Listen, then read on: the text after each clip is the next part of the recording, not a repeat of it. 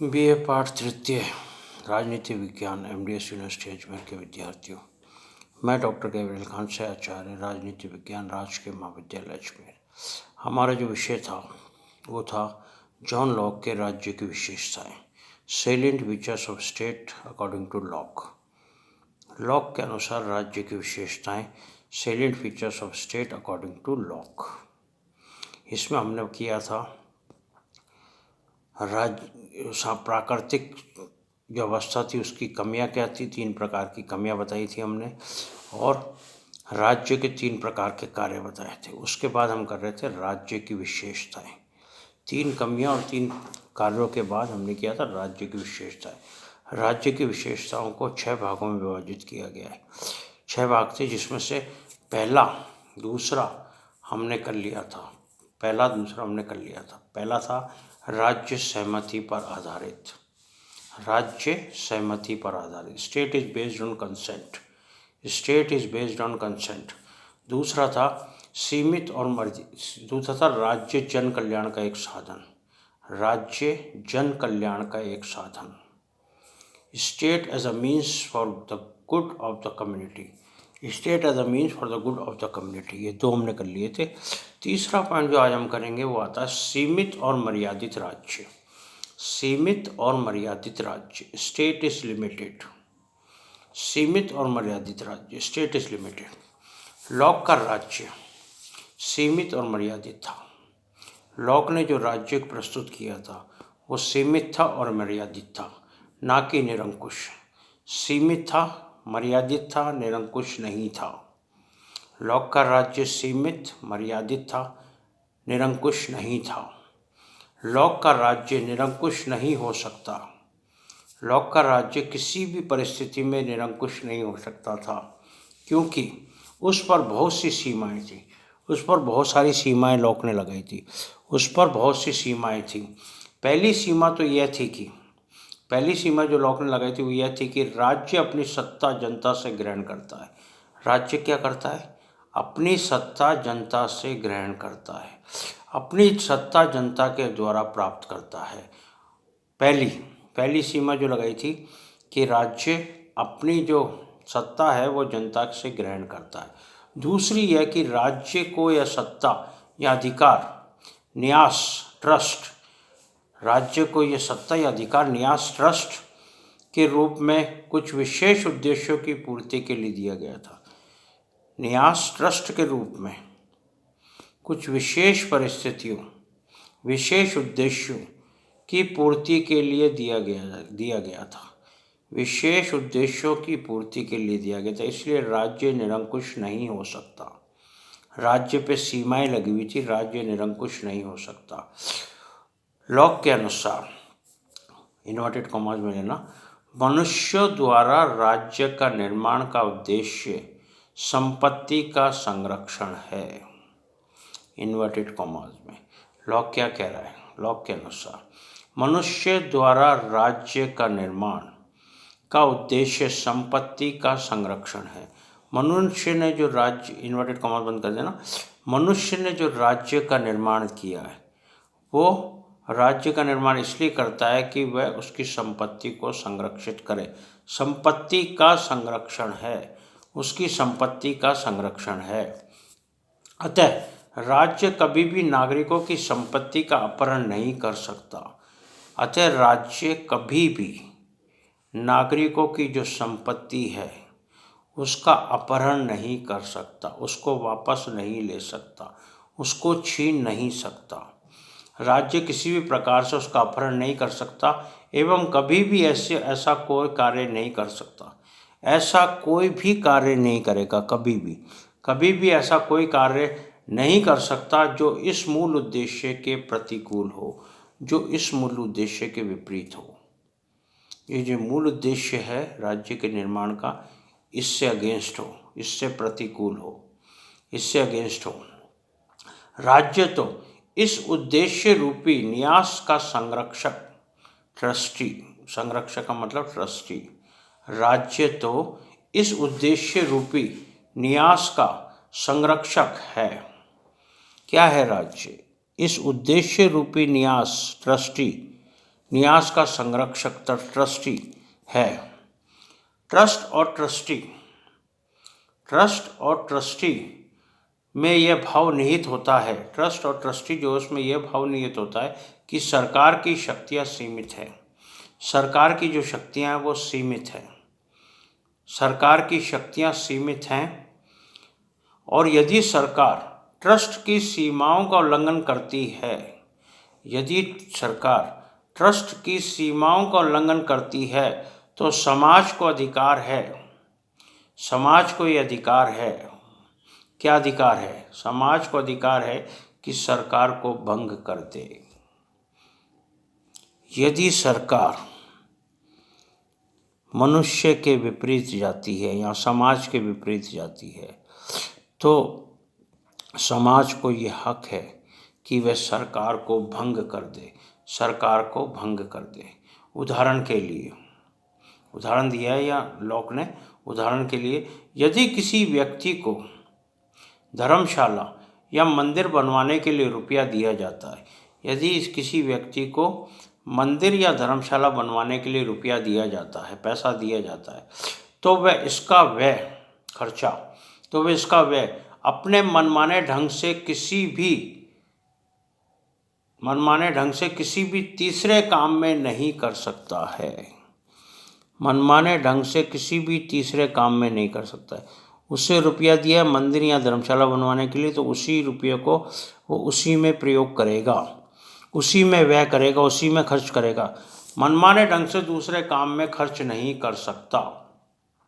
इसी प्रकार राज्य अपनी समूची शक्ति और अधिकारों का प्रयोग केवल नागरिकों के अधिकारों की रक्षा और हितों के लिए कर सकता है।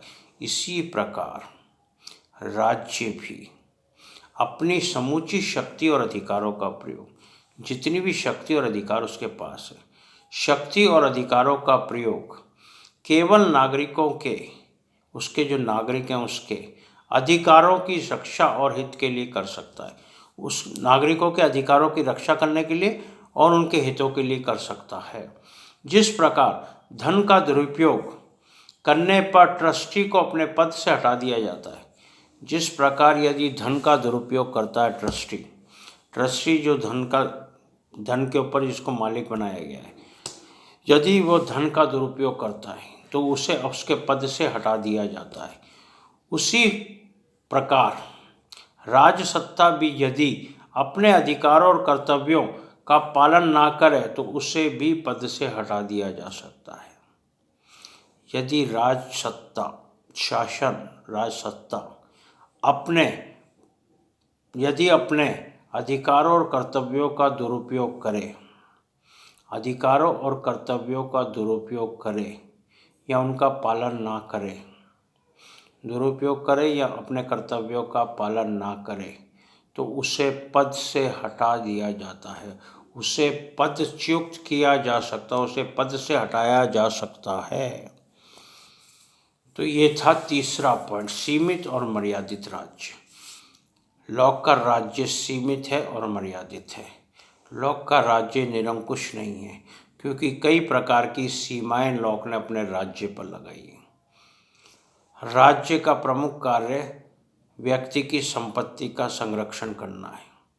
राज्य अपने अधिकारों और कर्तव्यों का दुरुपयोग नहीं कर सकता।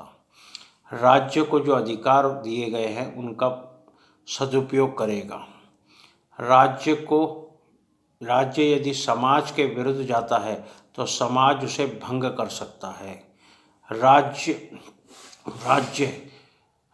जो है अपने कर्तव्यों के यदि पालन नहीं करता है तो उसे भी पदच्युत किया जा सकता है, उसे भी अपने पद से हटाया जा सकता है। ये था तीसरा पॉइंट। चौथा पॉइंट आता है वैधानिक राज्य, लीगल स्टेट। वैधानिक राज्य, लीगल स्टेट। वैधानिक राज्य, लीगल स्टेट। जॉन लॉक वैधानिक राज्य की अवधारणा का प्रतिपादक है। जॉन लॉक ने वैधानिक राज्य का प्रतिपादन किया है। वैधानिक राज्य, कॉन्स्टिट्यूशनल या लीगल स्टेट का प्रतिपादन किया है, जिसके अंतर्गत वैधानिक राज्य कैसे हुआ, जिसके अंतर्गत विधि का शासन को अपनाया गया है, जिसके अंतर्गत क्या किया गया है, विधि के शासन को अपनाया गया है। शासन विधि के द्वारा चलेगा, विधि के शासन को अपनाया गया है, मनमाने शासन को नहीं अपनाया गया है। केवल विधि के शासन को अपनाया गया है, इसलिए वैधानिक राज्य है। क्योंकि विधि का शासन है इसलिए वैधानिक राज्य। मनमाने ढंग से चलने वाला शासन नहीं है, कोई व्यक्ति उसको मनमाने ढंग से नहीं चला सकता। विधि के द्वारा शासन स्थापित होता है, विधि का शासन है। लॉक की मान्यता है कि, लॉक की क्या मान्यता थी? मान्यता थी कि जहाँ मनुष्य अनिश्चित, अज्ञात और स्वेच्छाचारी इच्छा, अनिश्चित, अज्ञात और स्वेच्छाचारी इच्छा के अधीन रहते हैं, स्वेच्छाचारी इच्छा के अधीन रहते हैं, वहीं उन्हें राजनीतिक स्वतंत्रता प्राप्त नहीं हो सकती। जहाँ मनुष्य क्या रहते हैं? अनिश्चित, अज्ञात और स्वेच्छाचारी, इसके अधीन रहते हैं, वहाँ उन्हें क्या नहीं मिल सकता? वहाँ उन्हें राजनीतिक स्वतंत्रता प्राप्त नहीं हो सकती। राजनीतिक स्वतंत्रता तो विधि के शासन के अंतर्गत ही प्राप्त होगी, राजनीतिक स्वतंत्रता प्राप्त नहीं हो सकती। अतएव शासन का संचालन उद्घोषित ज्ञान और स्थायी कानूनों के द्वारा होना चाहिए। शासन का जो संचालन है वो किसके द्वारा? उद्घोषित, ज्ञात एवं स्थायी कानूनों के द्वारा होना चाहिए। पहले से घोषित, ज्ञात होने वाले, जो जानते हों, घोषित, ज्ञात और स्थायी, ऐसे कानून जो स्थायी हों, अस्थायी कानून नहीं, स्थायी कानून के द्वारा होना चाहिए। लॉक राज्य में विधि को सर्वाधिक महत्वपूर्ण मानता है। लॉक ने क्या माना था? राज्य को विधि में सर्वाधिक महत्वपूर्ण माना था। लॉक राज्य में विधि को सर्वाधिक महत्वपूर्ण मानता है और शासक एवं शासित दोनों को ही समान रूप से उचित विधियों का पालन करने के निर्देश देता है। शासक भी करेगा और शासित भी करेगा। शासक और शासित दोनों को ही इन विधियों के पालन करने के लिए निर्देशित करता है, इन विधियों का पालन करने का निर्देश देता है। लॉक के शब्दों में, लॉक ने कहा था, लॉक के शब्द हैं, जहाँ कानून का अंत होता है, इन्वर्टेड कॉमास में लेना, जहाँ कानून का अंत होता है वहाँ अत्याचार प्रारंभ हो जाता है। जहाँ कानून का अंत होता है वहाँ अत्याचार प्रारंभ हो जाता है। इन्वर्टेड कॉमास बंद कर लेना। इंग्लिश में, where the law ends tyranny begins. Where the law ends, tyranny begins. Inverted commas बंद। यद्यपि लॉक क्या करता है? शासन द्वारा स्वविवेकी और संकटकालीन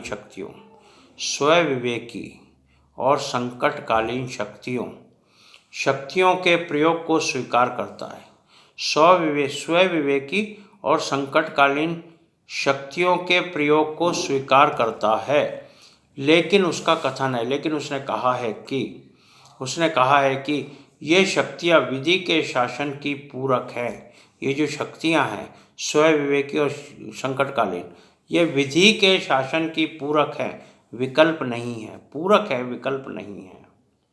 पूरक कहा उसने, विकल्प नहीं कहा। अतः शासक के द्वारा इन शक्तियों का प्रयोग अपवाद रूप में और विशेष परिस्थितियों के अंतर्गत ही किया जाना चाहिए। ये जो शक्तियाँ, इनका प्रयोग शासक को विशेष परिस्थितियों या अपवाद की स्थिति में ही करना चाहिए। हर समय नहीं करना चाहिए।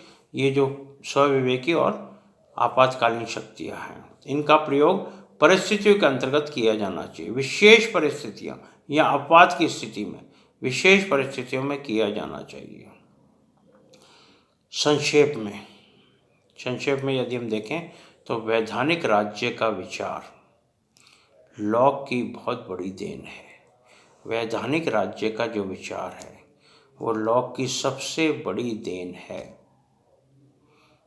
लॉक ने जो ये देन दे दी वैधानिक राज्य की, ये सबसे बड़ी देन है, क्योंकि विधि का शासन विधि का शासन होना चाहिए। विधि के शासन के द्वारा ही संपूर्ण शासन का संचालन होना चाहिए। तो ये जो वैधानिक राज्य है लॉक का, ये जो चौथा पॉइंट था वैधानिक राज्य, चौथा पॉइंट, ये बहुत इम्पोर्टेंट पॉइंट है। वैधानिक राज्य का विचार लॉक की बहुत बड़ी देन है। ये थे 4 पॉइंट। 5वां पॉइंट आता है सहिष्णुता राज्य, सहिष्णु राज्य, टॉलरेंट स्टेट, सहिष्णु राज्य, कल करेंगे।